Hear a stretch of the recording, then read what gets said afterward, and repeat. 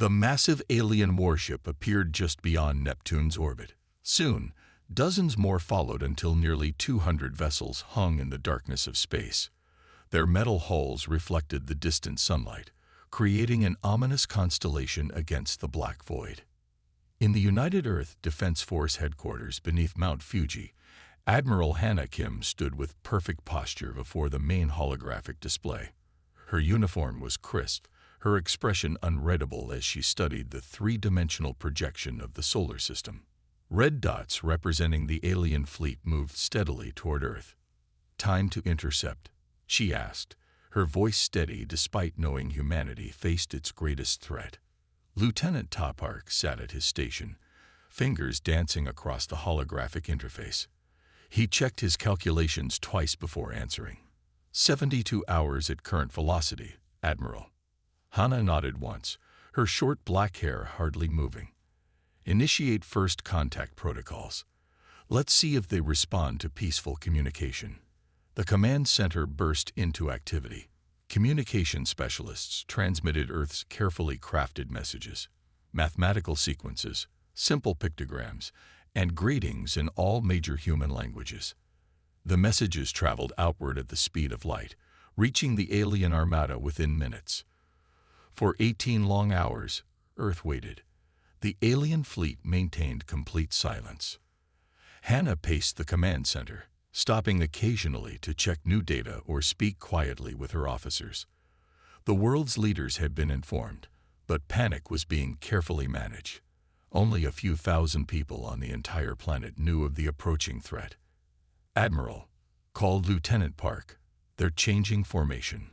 On the display, the red dots shifted, spreading into what military analysts recognized as an attack pattern. The message was clear. These visitors had not come in peace. Commander Jun Lee, head of xenolinguistics, approached Hannah with a tablet in hand. Sweat beaded on his forehead. "We've intercepted internal communications," he reported. "Our eye has partially translated their language." He hesitated, swallowing hard. "Admiral, they're discussing invasion plans. They refer to Earth as a resource-rich world with primitive inhabitants. They believe we're defenseless." The command center fell silent as officers looked to their leader. Hannah's expression hardened, her eyes narrowing slightly. The only visible sign of her anger. "How unfortunate for them," she said softly. She walked to the central console and pressed her palm against the biometric scanner. The system read her handprint, fingerprints, and even the pattern of veins beneath her skin. A new interface appeared, displaying options that had never been used outside of drills. "Activate Protocol Thundershield," she commanded. The system requested verbal confirmation. "Admiral Hannah Kim, voice authentication required." "Authentication.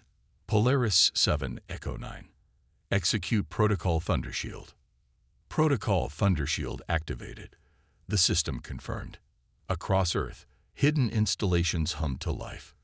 Deep beneath oceans, buried in mountains, and disguised as ordinary buildings, defense systems that had been prepared in secret for decades powered up. In underground hangars, pilots rushed to experimental aircraft. In orbit, seemingly ordinary satellites began transforming, unfolding weapons systems that had been hidden from both Earth's population and any watching eyes from space. "Send the alert to all UEDF bases," Hannah ordered. Code Omega. This is not a drill. Officers rushed to obey. Emergency protocols designed years earlier went into effect with smooth efficiency. Around the world, select military personnel received encrypted messages that they had trained for, but hoped would never come. In her private office adjacent to the command center, Hannah made a direct call to the United Earth President. The woman's face appeared on screen, lines of worry already etched deep. "Madam President, Protocol Thundershield has been activated. The aliens have hostile intent and will reach Earth in 3 days." The President closed her eyes briefly. "The secret is out then. After all these years of preparation." "Yes, Madam President, but we are ready." "The public will panic when they learn." "Better panic than conquest," Hannah replied. "We should begin the public announcement sequence." People need time to reach the shelters. The president nodded. Agreed. I'll address the world in 1 hour. Will our defenses hold, Admiral? Hana thought of the decades of reverse-engineer technology, the simulations run thousands of times, the weapons tested in the far reaches of the solar system where no one would notice. They expect primitive humans with rocket technology and basic satellites, she said. What they'll find is something else entirely. As Hana returned to the command center, alerts came in from lunar bases and the secret Mars outpost. Everyone was preparing for battle. She looked at the main display again, at the red dots moving ever closer. Lieutenant Park, show me the Thundershield deployment status. The display changed to show Earth surrounded by layers of defensive systems. Green indicators appeared as systems came online around the planet. 70% deployment. Admiral. Full operational status in 3 hours. Hana allowed herself a small smile. Send a message to the fleet. Operations will proceed as planned. In orbit, tiny devices no larger than a football began multiplying. Self-replicating defensive drones using materials harvested from the asteroid belt years earlier. Within hours, millions would form Earth's first line of defense. Deep beneath the Pacific Ocean, enormous electromagnetic generators powered up, ready to create disruption fields that would scramble alien targeting systems. And on the far side of the moon, hidden from Earth's view, hangar doors slowly opened on humanity's secret fleet, ships built with technology that official science claimed was impossible. Commander Lee, prepare a final message to the alien fleet, Hana ordered. Simple terms, leave our system now or face the consequences. As the message was transmitted, Hana knew what the response would be. The aliens were confident, arrogant in their assumed superiority. They would learn their mistakes soon enough. The underwater research facility, known as Deep Harbor, sat 5 kilometers beneath the Pacific Ocean. From the outside, it resembled an enormous black sphere, impossible to detect without knowing exactly where to look. Inside, 400 of Earth's brightest minds worked tirelessly to prepare humanity's defense. Dr. Dasson walked through the main laboratory, his footsteps echoing on the metal floor. At 68 years old, his hair had long since turned white, but his eyes remained sharp and alert. He had been just 38 when they brought him here, when his life changed forever.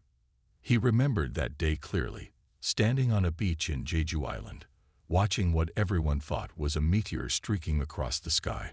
Unlike the others pointing and taking pictures, Da had noticed something odd about its trajectory. It didn't fall like a natural object. It maneuvered. 3 days later, men in black suits came to his university office. By nightfall, he had signed more secrecy documents than he could count and was on his way to a facility he hadn't known existed. Now, 30 years later, he stood before the fruits of his life's hidden work. The laboratory hummed with energy as technicians monitored systems that official science claimed were impossible. In the center of the room floated a 3-dimensional display showing Earth and the approaching alien fleet. Status report, he called out. Defense systems at 100%, reported Subin, his most trusted assistant. Power levels stable across all platforms. Day nodded, watching as the quantum displays cast a blue glow across the room. The screen showed real-time data from thousands of satellites in orbit, all hidden from conventional detection. The gravitic disruptors are ready, he said, more to himself than anyone else. 30 years ago, the technology had been merely theoretical. Now, Earth had weapons that could bend gravity itself, creating localized distortions that would tear enemy ships apart. Dr. Song called a firm female voice from behind him. He turned to see General Yun Choi entering the laboratory. Though in her 60s, she walked with the straight-backed posture of a lifelong military officer. Her uniform bore no special markings, nothing that would identify her true role as head of Earth's secret space defense program. General, Dag greeted her with a respectful nod. They had worked together for 25 years, sometimes as allies, sometimes as adversaries when they disagreed on research priorities, but always with mutual respect. "Show me," she said simply. Day led her to the main display.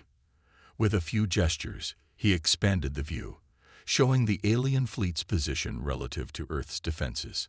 "Have the aliens detected our true capabilities?" she asked, her eyes scanning the tactical information. "No," replied Da with quiet confidence. "Our quantum camouflage is working perfectly. They still think we're a pre-FTL civilization with primitive satellite technology." The quantum camouflage had been one of their earliest breakthroughs, derived from studying the cloaking system on the crashed scout ship. It bent light and other forms of radiation around Earth's secret defenses, making them invisible to all known scanning methods. Ian's face softened into a grim smile. "Humanity learned long ago to keep our advantages hidden. The wolf that survives wears sheep's clothing until the moment to strike." Day nodded. The general had a way with words that cut to the heart of matters. "Would you like to see it?"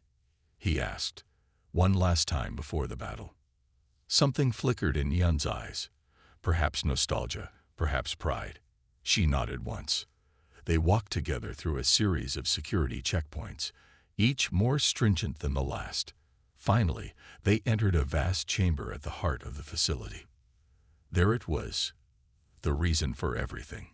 The alien scout ship rested on massive supports, its sleek hull still intact despite the crash landing 3 decades ago. 12 meters long with no visible engines or weapons, it looked more like a living creature than a machine.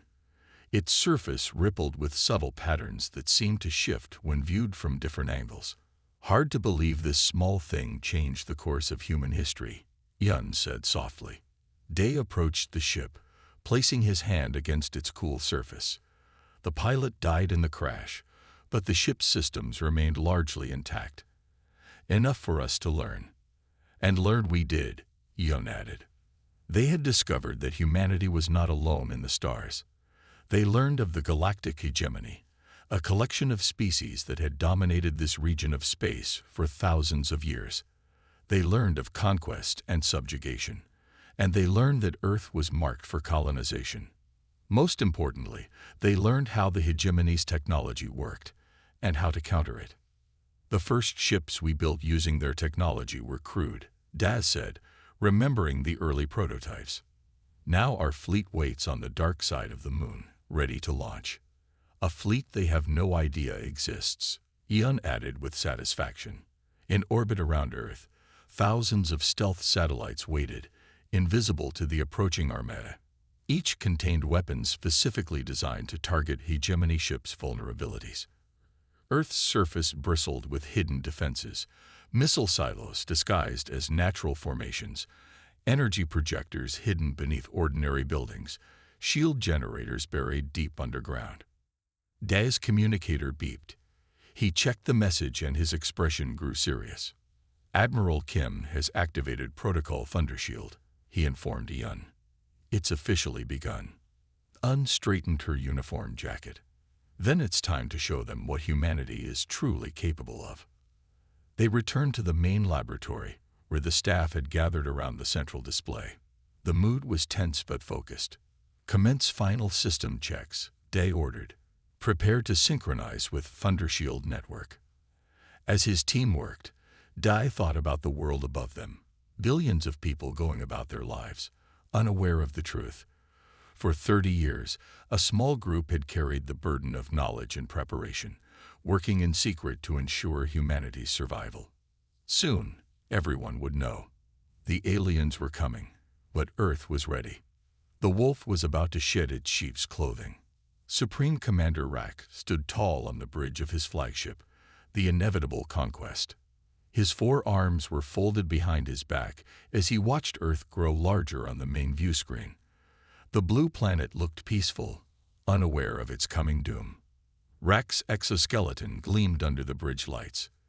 He had conquered 7 worlds for the galactic hegemony. Earth would be his 8th, and perhaps the easiest. Their primitive technology would be no match for his fleet. "The planet looks so helpless," he said, his mandibles clicking with anticipation. "Such abundant water and resources. The hegemony will be pleased." Around him, Bridge officers worked at their stations. All of them had segmented bodies and compound eyes like their commander, though none possessed his distinctive red markings, the sign of a high-born warrior. Officer Trell approached and bowed deeply. As second in command, he had served with Rack for 20 cycles. "The invasion plan is ready, Supreme Commander," Trell said. "We are within striking range." Rack nodded. "Prepare the first wave. Target their largest population centers and military installations." His voice carried the natural clicking sound of his species, but was deep with authority. "Yes, Supreme Commander." Trall turned to relay the orders to the weapons officers. Then he paused, checking the communication reports coming in. "The primitives have detected us, but offer no resistance. Their communications suggest panic." Rack's compound eyes gleamed with satisfaction. This was always his favorite moment, when a species realized its doom was approaching but could do nothing to stop it. "As expected," he said, "their technology is barely space-capable. Begin The ship suddenly lurched violently, throwing Rack against the command rail. Warning lights flashed across the bridge. Alarms blared with piercing intensity. "What's happening?" Rack demanded, pulling himself upright. Across the fleet, hundreds of ships reported the same problems. Targeting systems failed. Engines sputtered and lost power. Communications became garbled. Trull frantically worked at the main console, his fingers trembling visibly. "Unknown energy field surrounding Earth," he reported, mandibles trembling. "Our weapons can't penetrate it. And something is." A brilliant flash of light erupted in space. On the view screen, 3 hegemony destroyers compressed into impossibly small points before exploding outward in all directions. Thousands of crew members died instantly.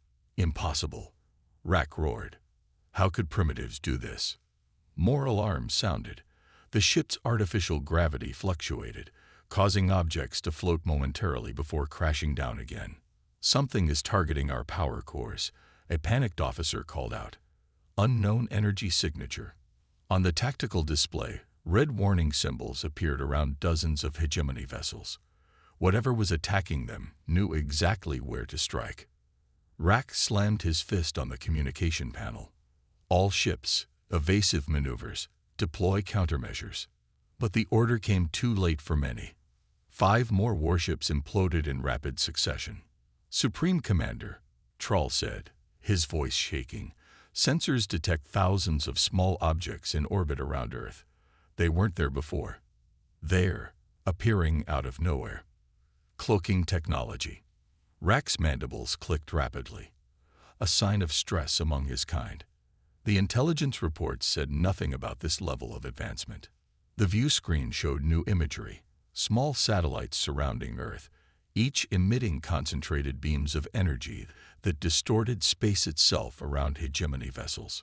Far below on Earth, Admiral Hannah Kim stood in the command center. The holographic display showed the battle unfolding in orbit. Green icons represented Earth's defense systems, while red dots showed the alien fleet. Many red dots were disappearing. "Gravitational web deployed," she announced to her officers. "Quantum disruptors engaging their lead vessels." The command center was silent except for the soft beeping of equipment.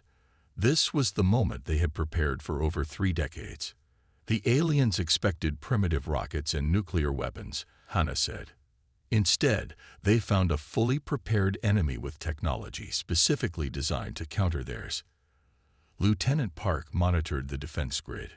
Gravitic disruptors functioning at optimal levels. Enemy ships are experiencing catastrophic structural failures when targeted. On the main screen, they watched as alien vessels were caught in invisible webs of altered gravity. Some were crushed into dense balls of metal. Others were torn apart as different sections of the same ship experienced different gravitational pulls. "They're trying to retreat," Commander Lee reported. "Their formation is breaking apart." In space, the inevitable conquest shuddered as nearby ships exploded. Supreme Commander Rack watched in horror as his mighty fleet disintegrated around him. "This is impossible," he whispered. "They were supposed to be primitives, pre-FTL savages. Officer Troll worked desperately at his console. Supreme Commander, I've analyzed their attack pattern. These aren't random strikes. They're targeting specific vulnerabilities in our ships, weaknesses only someone familiar with our technology would know. Rack's mind raced. How could this be? The last scout ship sent to Earth had reported a primitive civilization barely capable of reaching their own moon. Unless the scout ship that went missing 30 Earth years ago, he said suddenly. Could they have? His words were cut short as the ship lurched again. Emergency lights activated as main power failed. We've lost engines, an officer called out. Weapons systems offline. Rack stared at the view screen, watching as Earth's supposedly non-existent defenses methodically destroyed his invasion fleet. What should have been an easy conquest had turned into a disaster. Send the emergency signal to the hegemony, he ordered. Tell them Earth is not what we thought. Tell them. A blinding light filled the bridge as a gravitational wave passed through the ship, distorting metal and flesh alike. Rack felt his exoskeleton crack under impossible pressure. His last thought before darkness took him was one of bitter irony. They had come to hunt what they thought was prey, only to discover they were the ones being hunted. On Earth, Admiral Hannah watched as the alien flagship imploded, becoming a brief, bright star in orbit. The first wave has been neutralized, she announced. Prepare for secondary attacks. They may have reinforcements. Humanity's moment of truth had arrived, and the supposedly helpless humans had just shown the galaxy what they were truly capable of. The far side of the moon had always been a mystery to most of humanity. Hidden from Earth's view, it had served as the perfect location for humanity's greatest secret.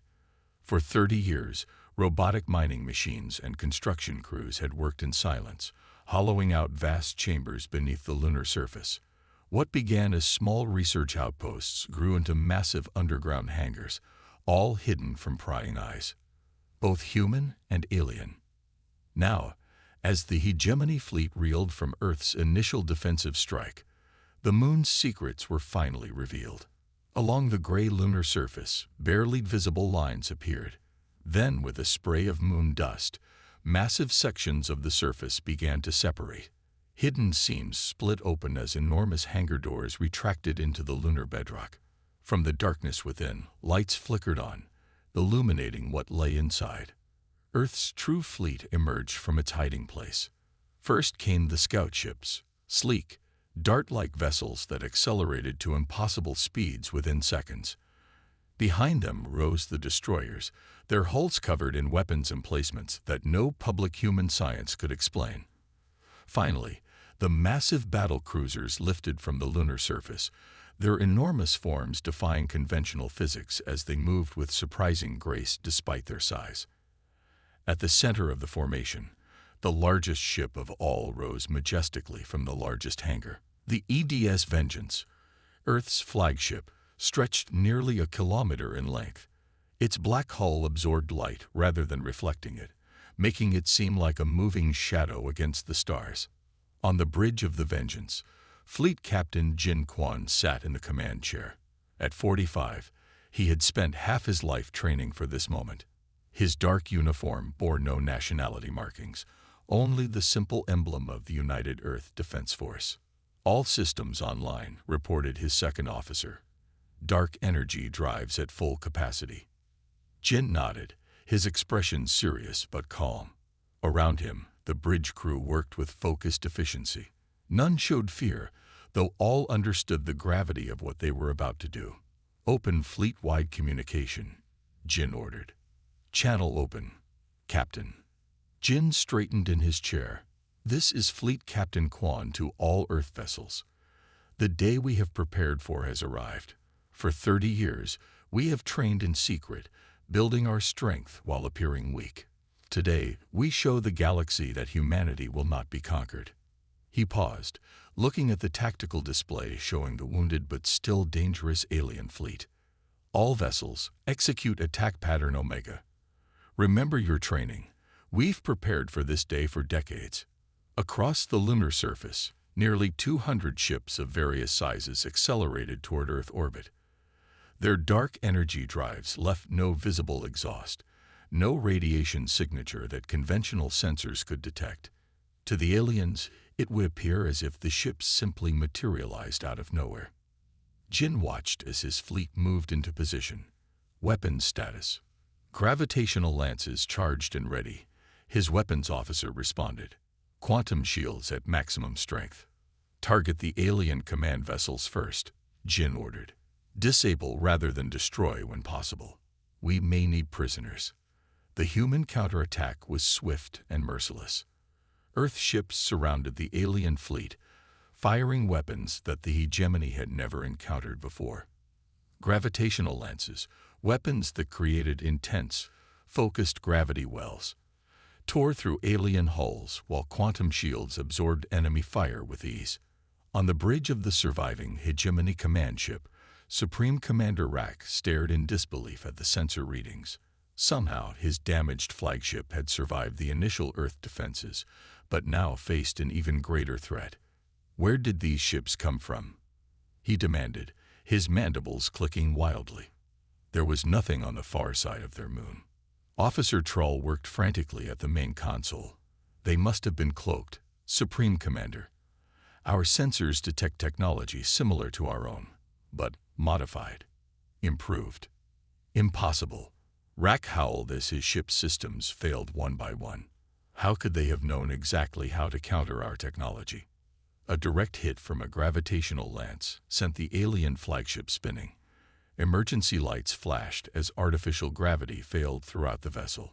The human vessels are targeting our shield generators with precision strikes, Troll reported, his voice shaking. They know exactly where to hit us. Rack's compound eyes narrowed as understanding dawned.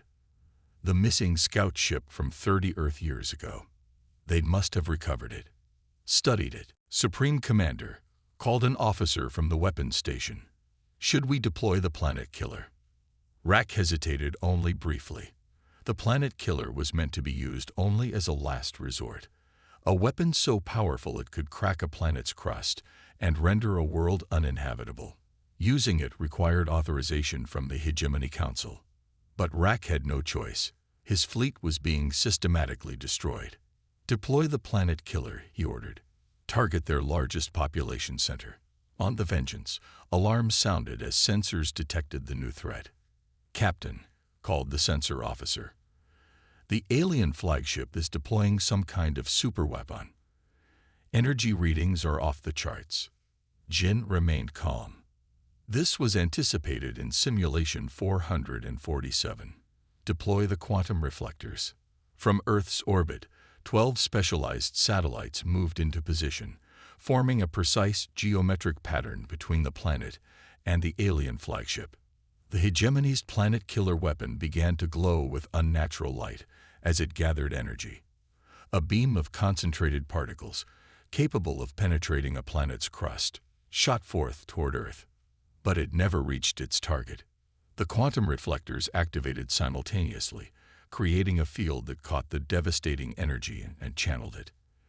In a feat of engineering that had taken Earth scientists 15 years to perfect, the deadly beam curved in space and headed back toward its source. Supreme Commander, Troll screamed. They're redirecting the Planet Killer beam. It's coming back at us. Rack had only a moment to comprehend the magnitude of his failure before the redirected energy struck the Hegemony flagship.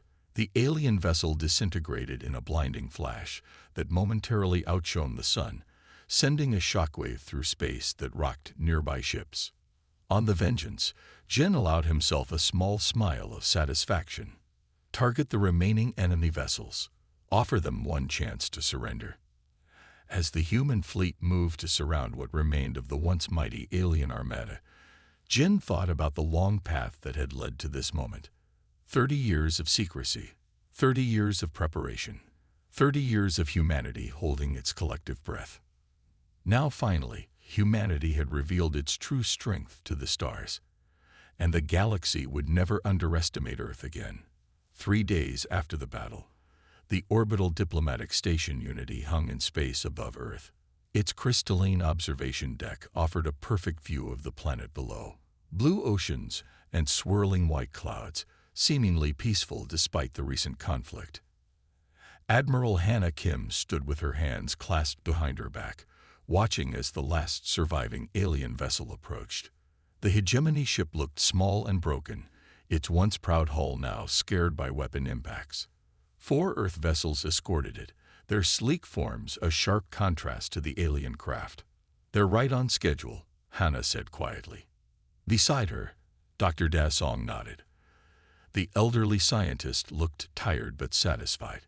His life's work had culminated in humanity's survival. "Do you think they'll honor the peace terms?" Da asked, his voice carrying a hint of worry. Hannah studied the alien ship through the transparent wall. Sunlight glinted off its damaged armor plates.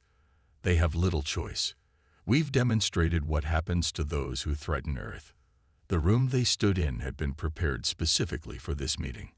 A large round table occupied the center, with chairs for both human and alien bodies. The walls displayed maps of the galaxy, highlighting territories and trade routes that humanity had learned about from the captured scout ship decades earlier. "It's strange," Daz said, "after 30 years of secrecy, to suddenly reveal everything we know." Hannah smiled slightly. "Not everything. We'll keep some secrets. Humanity has learned the value of holding cards close to our chest." A soft chime announced the arrival of the alien representatives. The door slid open, and Officer Troll entered, flanked by 2 UEDF guards. The alien moved cautiously, his insect-like body clearly uncomfortable in Earth's gravity. His once bright exoskeleton appeared dull, and one of his 4 arms hung uselessly at his side. An injury from the battle. Hannah stepped forward. "Welcome to Unity Station. I am Admiral Hannah Kim of the United Earth Defense Force." Troll's translator converted his clicking sounds into human speech. "I am Officer Troll of the Galactic Hegemony. I speak with the authority of the Council following the unfortunate demise of Supreme Commander Rack." "Please be seated," Hannah gestured to the table. The meeting proceeded exactly as humanity had planned. Earth's representatives, Hannah, Da, and 5 others from the world's power centers, presented their terms calmly and confidently. The aliens, represented by the subdued Officer Troll and 2 subordinates, had little room to negotiate. "Your terms are unusual," Troll said after reviewing the document. "Most conquered species beg for survival. You speak as if victory was always certain." "For us, it was," Hannah replied. She activated a holographic display showing the alien fleet's approach path. "We detected your scout ships 20 years ago. We intercepted your communications. We monitored your approach for years." Troll's compound eyes widened slightly. "Impossible. Your technology was primitive. A carefully constructed illusion," Day explained, leaning forward. "We learned your technologies, your weaknesses, your intentions. While you saw us as primitive, we built our defenses specifically to counter your weapons." "The scout ship that crashed on your world 30 years ago," Trell clicked softly. "We thought it was destroyed with all evidence lost." Day nodded. "It was damaged but largely intact. Enough for us to understand hegemony technology and improve upon it." Troll's mandibles trembled slightly, a sign of distress in his species. "The hegemony has conquered 16 worlds," he said, his translator conveying disbelief. "None have ever resisted successfully. Earth is different," Day responded with quiet pride. "We will now take our place in the galactic community, not as subjects, but as equals." The terms were clear. Earth would remain independent. A demilitarized zone would be established around the solar system. Earth would receive access to hegemony trade networks and knowledge bases.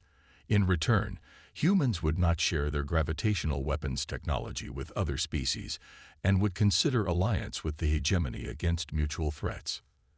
"And if the Council rejects these terms?" Troll asked. Hannah's expression remained neutral.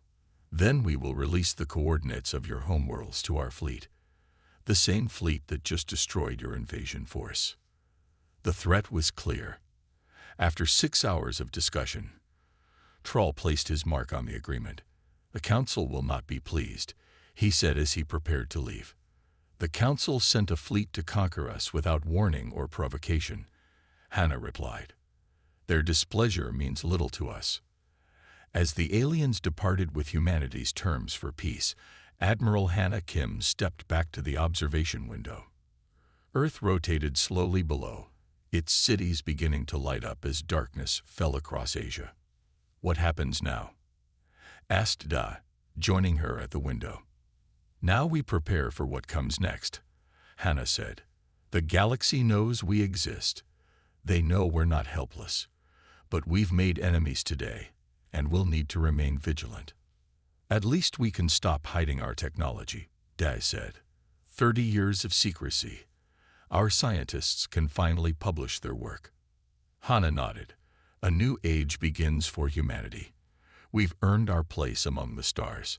Far below, in cities across Earth, people celebrated their unlikely victory. Most had learned of the alien threat only after it was defeated. Screens everywhere showed images of the human fleet emerging from the moon, of alien ships being destroyed by Earth's defenses. The secret was out. Humanity had revealed itself as a technological power to be reckoned with. Any future visitors would think very carefully before threatening the deceptively peaceful blue planet and its resourceful inhabitants. In orbit, the diplomatic station continued its silent journey around Earth. Inside, Admiral Hannah Kim began drafting messages to Earth's leaders. The immediate danger had passed, but their work was just beginning. The stars no longer seemed distant and unreachable. They were now neighbors, some friendly, some hostile, all watching to see what humanity would do next. A new dawn had broken for Earth, and the galaxy would never be the same.